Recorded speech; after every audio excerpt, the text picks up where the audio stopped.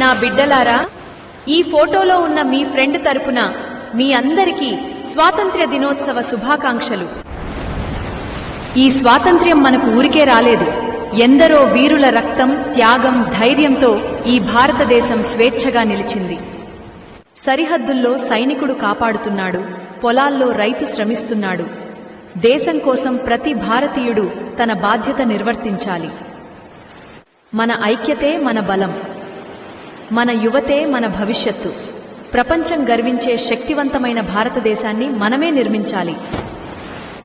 పుణ్యభూమి నా దేశం నమో నమామి, ధన్యభూమి నా దేశం సదా స్మరామి. నన్ను కన్న నా దేశం నమో నమామి, అన్నపూర్ణ నా దేశం సదా స్మరామి.